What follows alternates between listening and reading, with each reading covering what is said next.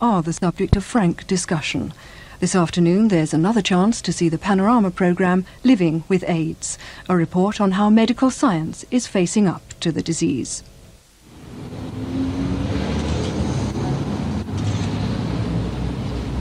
Last Thursday, a 37-year-old policeman was buried in Hartlepool. He was the first policeman in Britain to die of AIDS. He joins 293 other people who've died in Britain so far. Across the world, millions now risk death from AIDS and there's still no cure. Tonight, Panorama reports from Europe, America and Africa on the international problems of living with AIDS.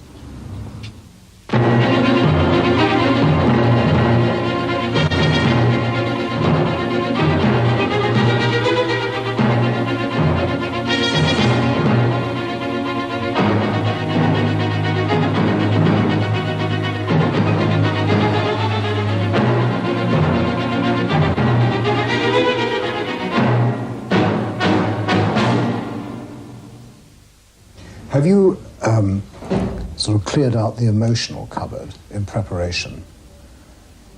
For death? Yes. I don't think anyone can ever completely wipe it out. The thought of death still hurts. Not death itself, the process. I would like to die peacefully, without pain, and I think the technology that we have now, that is possible. Death doesn't frighten me at all. I'm sure there's an afterlife somewhere, and this is maybe just the beginning. I don't know.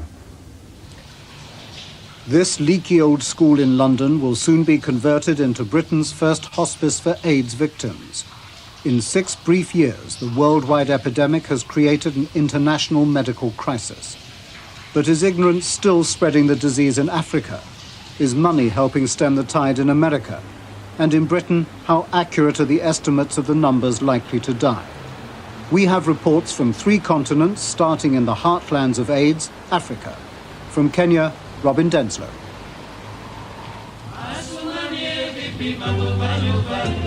At night, the Kenyan coast looks more like paradise than a danger zone, but Africa is a threatened continent. The AIDS epidemic is already much worse here than in Britain or America. And in Africa, AIDS is not spread by homosexuals or drug users. It's spread mostly by heterosexual sex, and especially by prostitutes. In Mombasa, the business ladies negotiate deals on the street. The going rate is £10 or less, a deal that could kill you.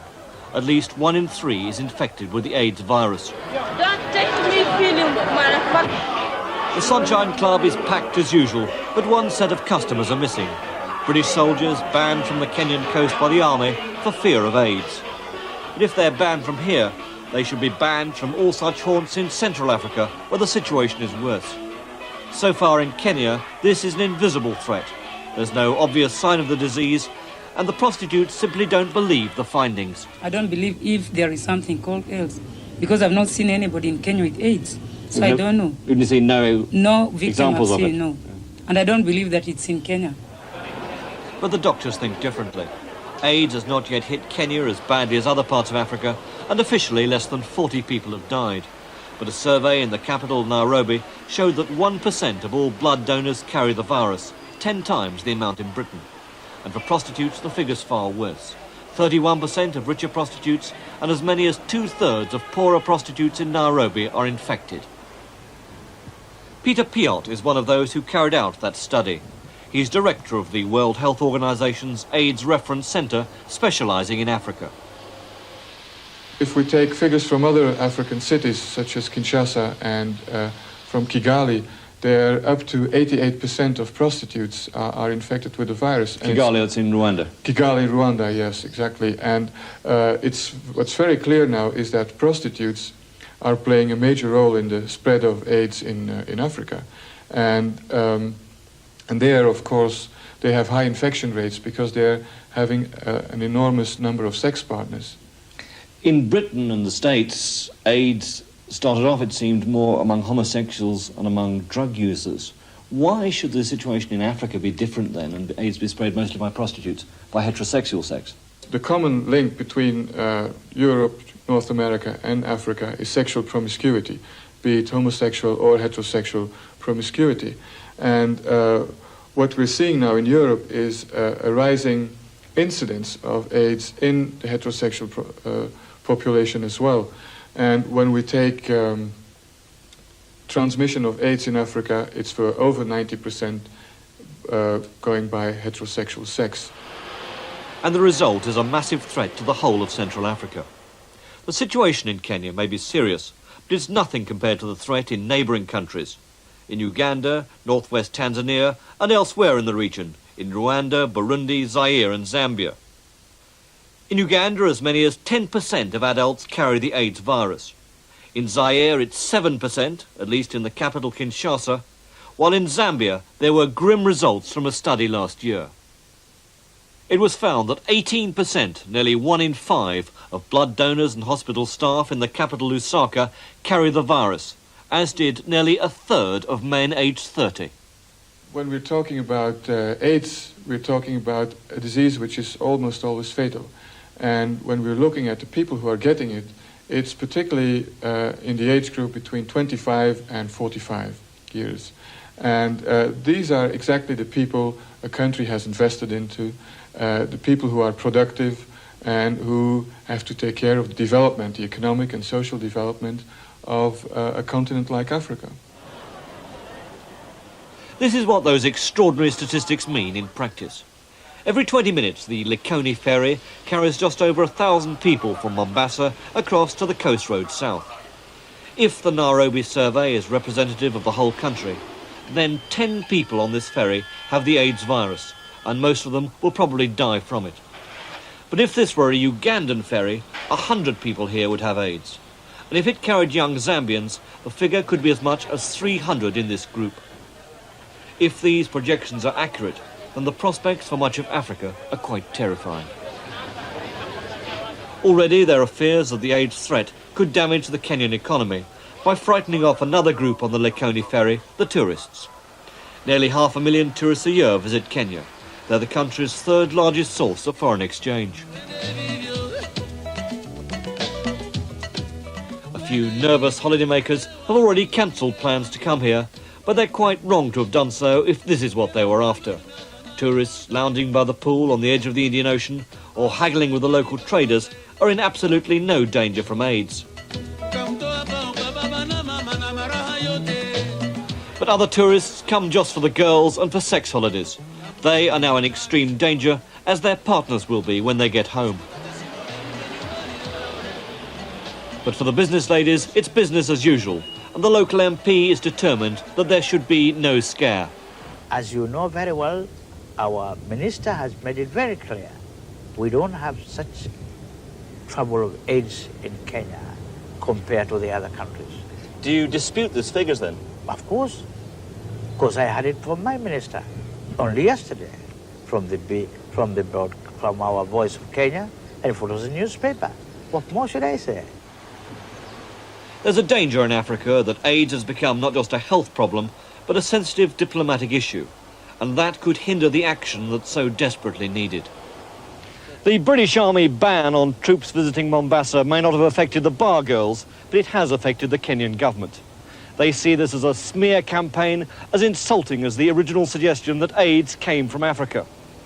So although the Kenyan government is probably doing more than most on the continent to fight AIDS, it's become highly defensive about what's going on. They won't give interviews and they won't discuss their programmes. The ministry have merely issued a statement. It rightly reassures tourists that they're in no danger, but it does say there is no scientific basis for the hysterical and alarmist media presentation that Mombasa and Malindi constitute a source of AIDS. And that leaves very serious questions unanswered, both about prostitutes and the number of blood donors who are AIDS carriers. One way of catching AIDS, other than through sex, is through blood transfusions. In Britain, all blood is now screened and safe, but that's not the case in Africa. The fact that 1% of all Kenyan blood donors carry AIDS was discovered here at the Nairobi Hospital, a private hospital where all blood is screened and safe. But across the road at the public hospital, the Kenyatta Hospital, it's a different story. A screening program is said to be just starting, but medical resources here are badly stretched. Without outside help, Kenya can't afford to screen all blood. and this is one of the richer countries in the region. That's one of the major problems. It's a problem of resources. When you take some of the poorest African countries, and they are among the most severely hit by AIDS, the health budget per year per capita is about $1 to $2 US.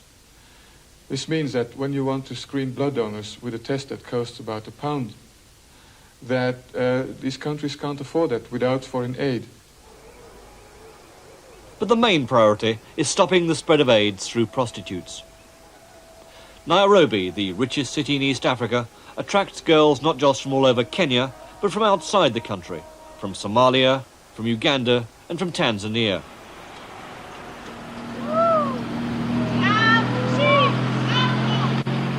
Many are from areas where the AIDS epidemic is far worse than in Kenya, and many are here illegally. Many of their clients are white businessmen who will carry AIDS out of Africa.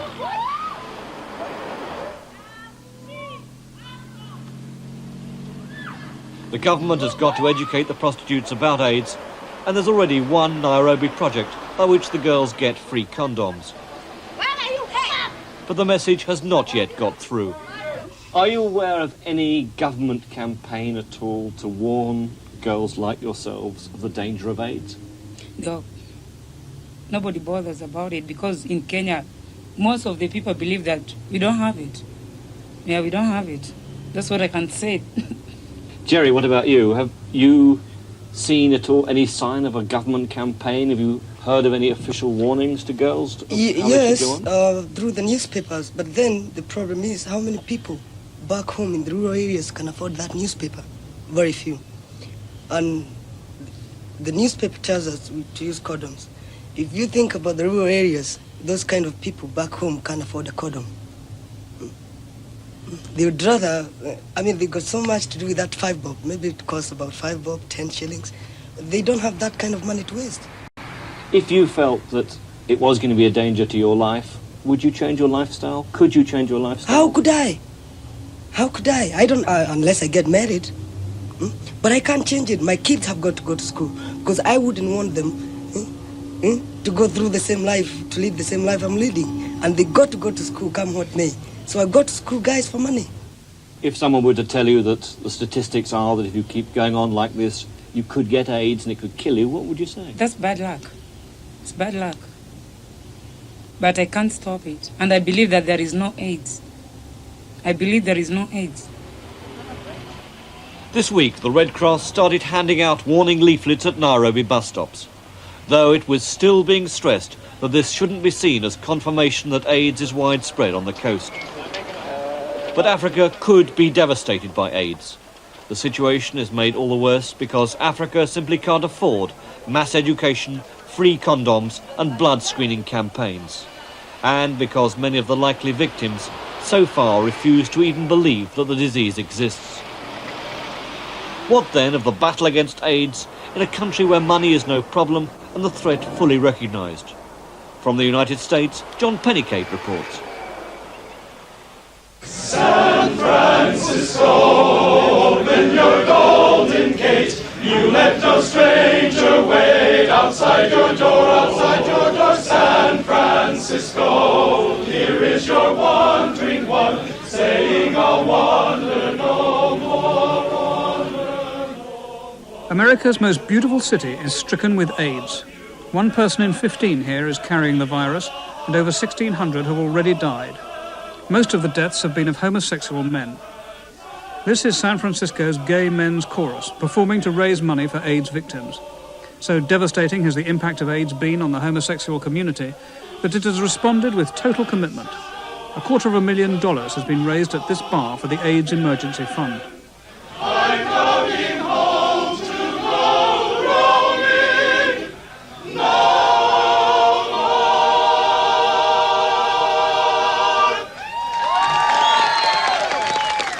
It's a lot of work putting on a fundraiser. We do leather contests here for the best dressed leather man. And a lot of these people have turned out to be leaders of the community, and a lot of the title holders have assisted themselves in fundraisers for AIDS. Next, we'd like to sing a piece for you that's very special to us, and I would also like to dedicate it to all those people who are not well today. Our hearts go out to them. Irish Blessing.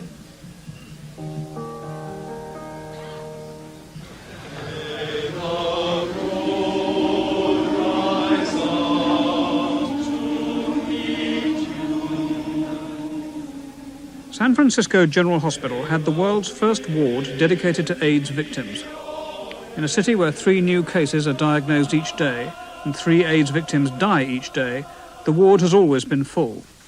Although the disease is still both incurable and fatal, this hospital has the expertise to minimize the suffering of AIDS victims. It makes a big difference for an AIDS patient in how personal the care is and how you're respected as an individual. Are you hopeful? Hopeful for what? Well, you're hopeful for yourself?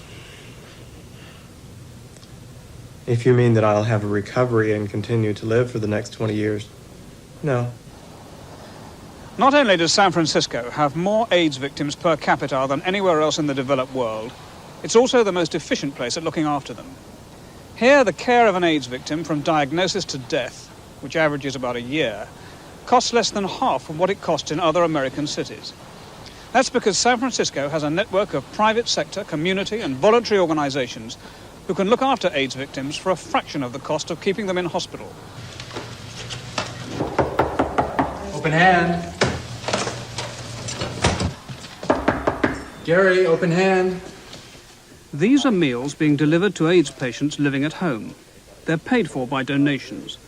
Fewer than 15% of San Francisco's 1,100 AIDS patients are in hospital at any one time, and the average hospital stay is only 12 days. People with AIDS are encouraged to live at home as long as their declining health permits. Ultimately, the treatment of AIDS patients is terminal care. San Francisco has 10 hospices run by a charity that is mainly funded by the city. In each, 5 men live in a supervised house. If necessary, they can return to hospital. But most residents prefer to die in such sympathetic surroundings. Hospital care costs about £600 a day. Here, the cost is nearer £40, and the AIDS patient has all the support he needs. Being here in the hospice, I don't feel like I'm terminally ill. It's a wonderful place to spend your life if you're going to end up spending your life in what they call a nursing home. You know, there are other nursing homes in this country that aren't all that nice. This is wonderful. Michael Davis has gangrene in his toes, which, say his doctors, are auto-amputating. The hospice is the only home he has. I had a 1-bedroom apartment. The owners thought that I was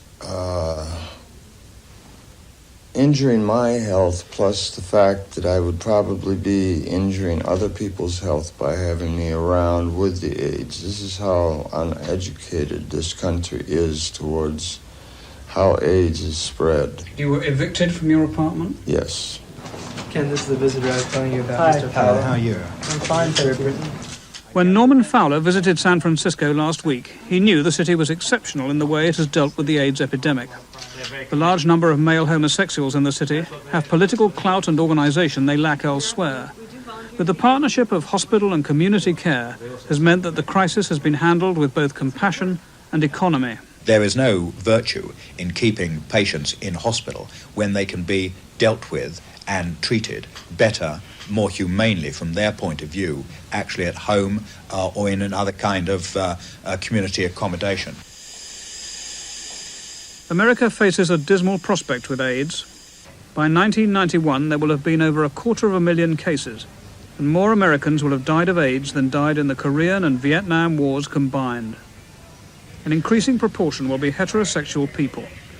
Already we are seeing AIDS victims who are neither homosexuals nor drug users, but who contracted it just through sex with a virus carrier. The disease is no longer confined to the high-risk groups. Thank you, Daddy. Susan is a young mother whose AIDS was diagnosed last year, 3 years after her marriage.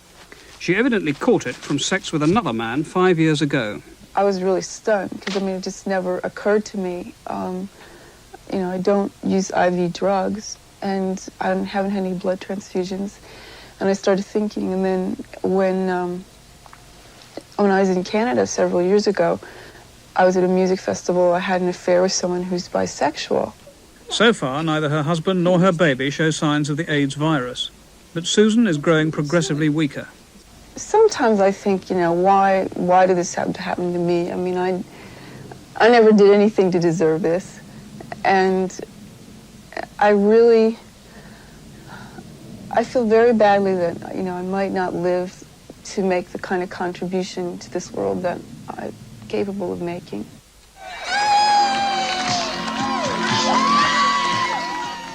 This parade formed part of a referendum campaign. Californians were asked to vote on a proposal compulsorily to quarantine people shown by blood tests to be carriers of the AIDS virus. In the end, the proposal was rejected at the polls, but it gave voice to a groundswell of frustration and anger at the disease's relentless advance. The Prevent AIDS Now Initiative Committee, acronym PANIC, is still in being. It's a global pandemic. It's the worst threat we've had since the Black Death of the 14th century. So what should the politicians do? The politicians now must combine two things. One, standard health measures involving screening, testing, and quarantine. Combined with that, there must all those compulsory. Things. Absolutely, it must be compulsory. Secondly, there must be a biological strategic defense initiative. We need a crash research program on the AIDS retrovirus. There is already compulsory blood testing for the AIDS virus in America's armed forces and diplomatic service. You can't join the army if you have the AIDS antibody in your blood. And in New York and California, a staggering 5% of applicants of both sexes have been rejected for that reason. Corporal Mike Whitzenger attends the clinic at Washington's Fort Myer for the blood test he must take annually. The Army has devised 6 categories of AIDS infection. At the lower levels, a soldier may stay in the Army, but not be sent abroad. When he falls sick with AIDS, he will be discharged. Despite public embarrassment at soldiers' traditional recreations, the Army has responded to the AIDS threat pragmatically. Does the Army ever issue condoms to the soldiers? Yes. When? Generally upon request, and at times even with some encouragement. Is this official policy? I'm not sure that it is official policy. I don't know exactly how to answer that question. But, I mean, speaking from a medical point of view, is this not a desirable thing to do? Oh, of course it is. Both a vaccine or a cure for AIDS are still years away, and there's little can be done for the 1.5 million Americans already carrying the virus. The drug azithromycin, or AZT, has been proved to stem the disease for a while, though not cure it. But the Reagan administration's response, in money for both research and public information, has been strangely slow and uncoordinated in view of how rapidly the disease has spread. There are very specific ways that the virus can be transmitted. Primarily, the virus is found in blood, semen, and vaginal secretions. Warning children about AIDS means sex education, a contentious issue in places where conservative Christianity prevails. But America's Surgeon General now says that children as young as 9 or 10 should be taught about AIDS. At a San Francisco high school, health official Paul Gibson lectures young teenagers about sexually transmitted diseases. There are 2 kinds of sex, standard guy-girl intercourse and then anal intercourse. There's also a 3rd kind of sex, oral sex, the act when guys go down on girls or girls go down on guys or whatever. When someone puts their mouth, their tongue, their lips on someone else's sexual organs, that's oral sex. That is thought to be a way that the AIDS virus can be transmitted as well. Parents may withdraw children from such classes, but few do. So will AIDS make people change their sex habits, even reverse the liberated attitudes of the last 2 decades?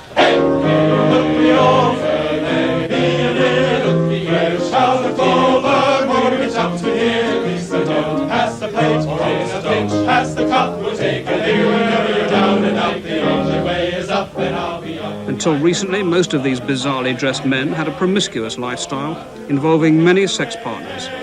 I'm a little bit short of the elbow room, but let me get me some, and look out, for here I come. Tragic experience has changed all that. They were the first victims of a plague that could affect us all.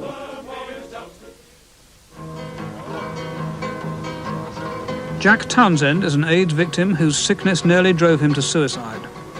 Today, he works at persuading other gay men to play safely. It was pressure from campaigners like him that closed San Francisco's notorious homosexual bathhouses. The bathhouse was a place where you'd go for rampant sex. Sometimes you would check in at Friday night and take a little overnight bag and check out Monday morning in time to go to work and have 50 partners over the weekend. In the first quarter of 1980, there were 1,500 cases of rectal gonorrhea seen in the city's venereal disease clinic. In the last quarter of 1985, there were less than 100 cases. That's a 15-fold decrease in rectal gonorrhea. And we believe that rectal gonorrhea is a very good marker for unsafe sexual behavior in the gay male community. How you doing? Skip Aiken visits his lover Kendrick. They've been together 12 months, but whoever gave Kendrick AIDS, it was many years before. These two know the risks of unsafe sex, and Skip is not infected. But will heterosexuals, or straights, follow the gays' example? Many of them are the same place where I was 5 years ago. They're talking about asking someone to take precautions is rude. Well, I remember thinking that years ago. It's like those people are going to have to go through their own education system and process, I guess. You just have to have a whole bunch of your friends die. Yeah. Or be you sick. learn quickly. I mean, that's what changed the behavior here. Right. America's sex therapists are best placed to know how heterosexual people are reacting to the AIDS threat. Dr. Teresa Crenshaw is their national spokeswoman. When you have sex with someone, you're having sex with everyone they have had sex with for the last 5 to 7 years, and it's impossible to evaluate all those partners. The only really safe sex is celibacy or masturbation. The next best thing is monogamy with a trustworthy partner who is not already infected. And I must underscore the trustworthy because that's where the risk comes in. How are you feeling today? Okay. Sylvia has 8 grandchildren. The man she last lived with died of AIDS. Women are no longer a rarity in AIDS wards, and in future there will be many more. I got into this affair, and look where I'm at. He's dead, I'm here, I'm deadly sick, I'm gonna die too. And all this happened. Now who's gonna think this? I didn't think that. I didn't meet him in the street. You know, I met him in my house. And I fell in love, and all this happened. It could happen to anybody. Britain is fortunate in being a few years behind America in the AIDS epidemic. It can learn from America's successes, like San Francisco's pattern of care for AIDS victims, and from its failures, of which the worst is the spread of the disease itself. What has Britain learned? Here's Tom Mangold. This is the making of the nationwide advertising campaign which has penetrated every television set in the land. In facing an epidemic of medieval ugliness, the government has deployed the modern weapons of communication by an infantry of market-conscious ad men. Millions of pounds worth of brooding images have been fired to frighten the masses into seeking further knowledge of this terrible disease. In future, ignorance will no longer be an excuse, but for some, the counterattack has come too late. I started to get the classic symptoms, night sweats, which is not just sweating, it's when the bed is drenched. Lack of concentration, fatigue, profound fatigue, tired all the time, day and night. And then in November of 1985, a blemish appeared on my neck. The lesions spread, and I have about 100 now. They were injecting each lesion locally with vinblastine, but there are too many now for them to do this. So I have chemotherapy once a week, which is injected straight into the vein. A lot of people just, they can give up, you know, and they go within a matter of months. And yet there are other people that mentally say, you know, I don't want to give up. My life isn't finished yet. And 3 or 4 years later, they're still going. and quite strong as well. The AIDS disease is fatal. This new AIDS-dedicated ward at the London Middlesex Hospital will help in the treatment of a mere 12 victims. But is it enough for a nation at the dawn of a killer epidemic? I think that what we have seen so far from the government is a fragmented, ad hoc response. And what we need now is the development of a comprehensive national strategy to deal with what is, after all, a national public health crisis. The growing unease of Britain's frontline specialists at the seeming lack of an effective government strategy for AIDS springs not only from the statistical horrors of an incurable disease that doubles its dead each year, but also from the nature of an epidemic without historical precedent. Even the terrible plagues of the 14th century bear little comparison to the modern AIDS epidemic. They had a short incubation period, were spread only in crowded cities by close contact, and the victims died quickly within days. Today, modern medicine could stop that in its tracks within hours. But AIDS has an incubation period as high as 8 years, it may even be longer. It's spread by one of the most vital urges known to man, the sex drive, and the victims may take years to die, and there's still no cure. And the horror of AIDS is not just its physical attrition, but the occasional cruelty of random attacks on the brain, causing death by madness. I think the hardest thing is looking at a 19-year-old boy who's acting like an 80-year-old man, hunched up in a chair and unable to do anything for himself, requires feeding and everything. Some patients become aggressive, some just pleasantly confused and don't know what they're doing. And they're all very difficult to look after because you just don't know what to do or how to help them because they don't know what they're doing. Although male homosexuals and intravenous drug users remain by far the majority of victims, the predictable pattern of AIDS worldwide suggests that unless heterosexual men and women respond quickly to the warnings, they too will have their own epidemic within the next 20 years. In Britain, we have some 610 AIDS sufferers today. Deaths from AIDS have risen to 293. At the moment, these figures are doubling every year, and if nothing changes, some 8,000 cases may be expected by 1990. The number of people already infected with the virus but without symptoms is unknown, but the figure of 40,000 is used as an estimate within the medical profession. However, Professor Roy Anderson, one of Britain's leading epidemiologists, is suspicious of the estimates of those in Britain who have the AIDS virus and are expected to develop the disease. Now, the accepted figure in the West generally of the percentage of carriers who will become infected with the AIDS disease is around 30%. What could the true figure be?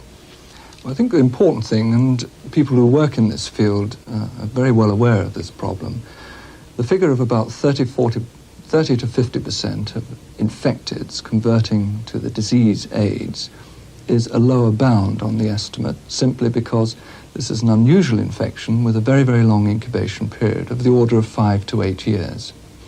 And therefore, as time progresses, as we continue to study infected patients, that figure can only rise. And there is a recent German report published in August '86 which suggests that the figure might be as high as 75%.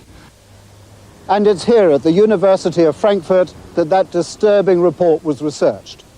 It reveals that 3/4 of the people infected with the AIDS virus will enter the final and fatal stages of the disease within 7 years. Now, if this conclusion, and it's been reached by eminent West German medical scientists, proves to be the rule rather than the exception, then the implications in terms of the number of future AIDS deaths in the current British epidemic are grave. The report is one of the longest and most intensive studies of its kind and has been published in the German equivalent of the Lancet Medical Journal. For the research team, the implications of the study are brutally simple.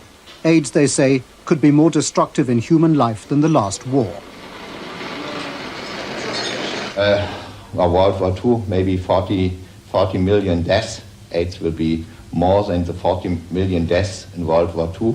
In World War II, there was an end of World War II and then World War II was over, I do not see the end of AIDS. But aren't you going to frighten a lot of people? The truth is frightening.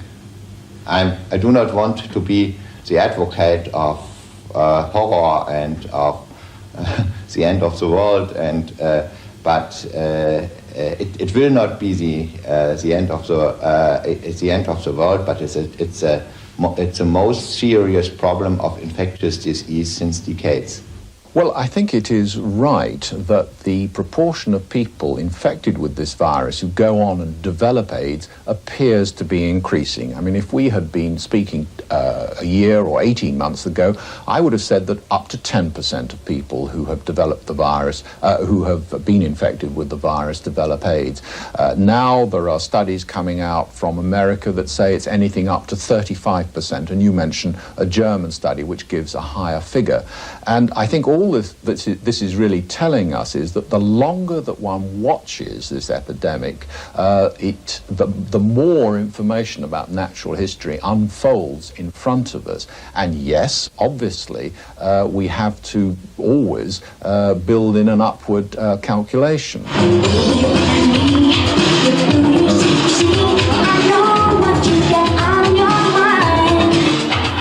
This is the London Hippodrome. For one night a week, it's a disco dance spot for young homosexuals, still the most vulnerable target group for the AIDS epidemic. If the statistics of the future are ever to level out, it'll be because these gay young men are responding to the knowledge that sex can kill.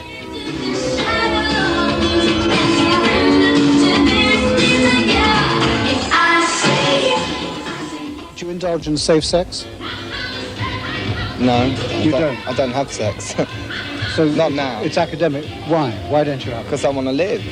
What about you? Do you indulge in safe sex now? I haven't had it for so long I've forgotten what to do. Really? You guys sending me out? No.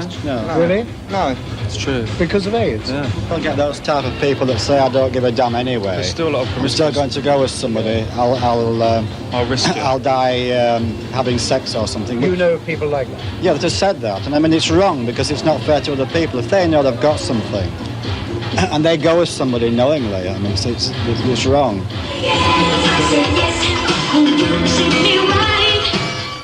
This apparent adjustment of lifestyle is supported by reassuring signs that ordinary venereal disease is falling within the homosexual community.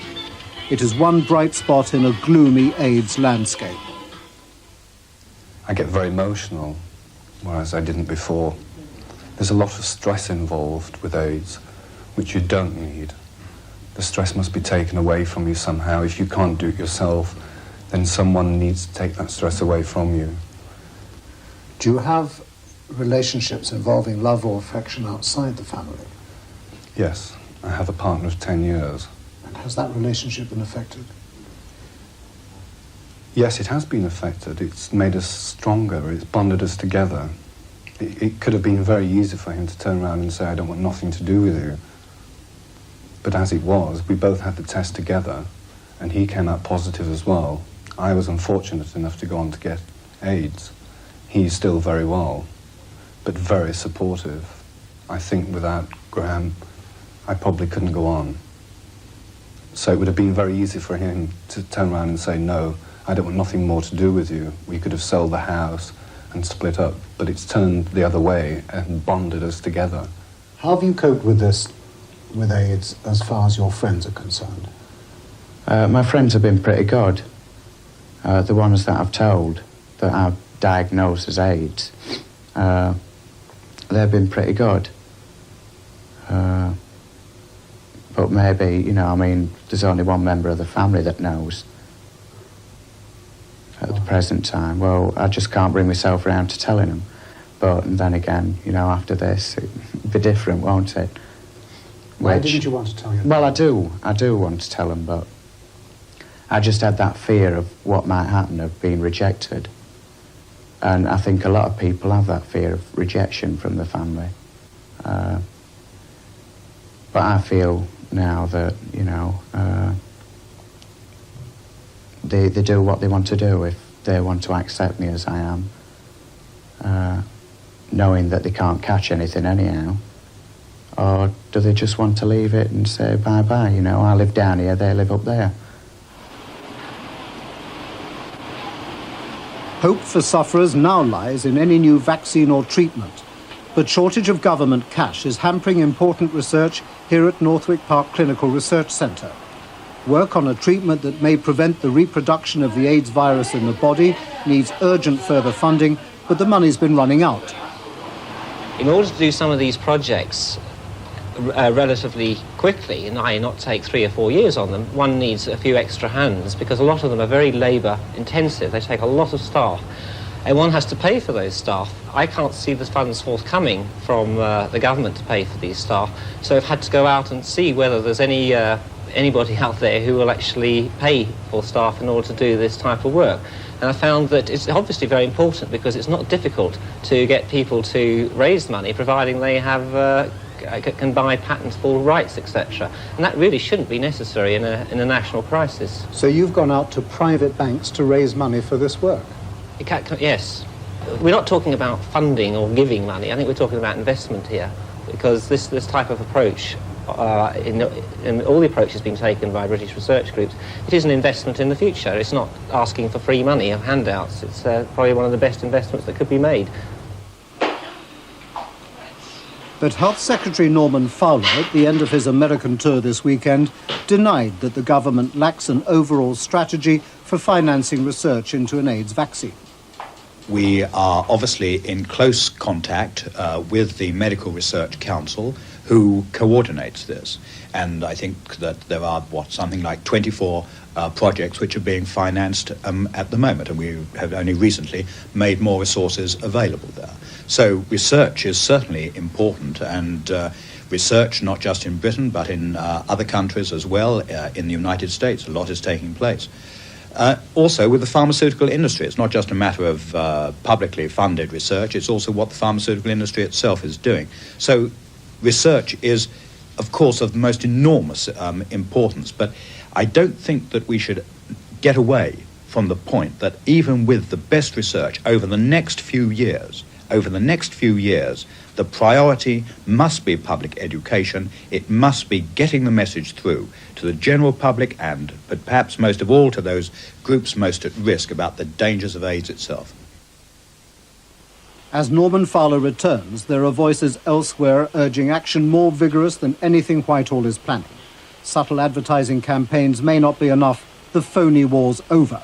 It is a chronic international catastrophe, and much more serious than World War II or even Chernobyl.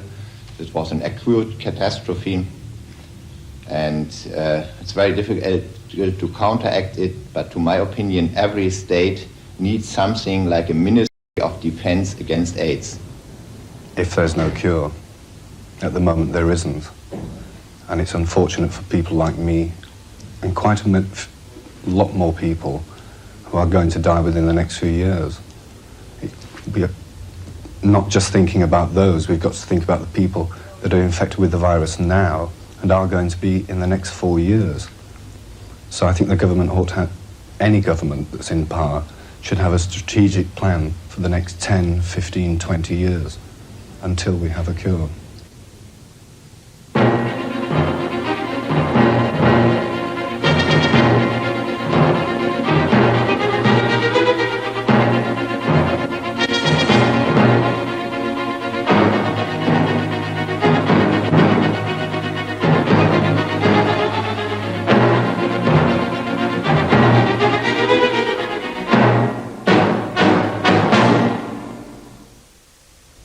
If you're worried about AIDS and would like to talk to someone on our helpline, you can phone the National Advisory Service on AIDS on 0800 567 123. Your call is free and confidential. Last year, Horizon visited San Francisco to study the AIDS scare, and in this afternoon's programme they returned to the United States to bring us up to date with the latest research. That's Horizon at 5:10. In 3 minutes, World Billiards. First on to the national news from Moira Stewart.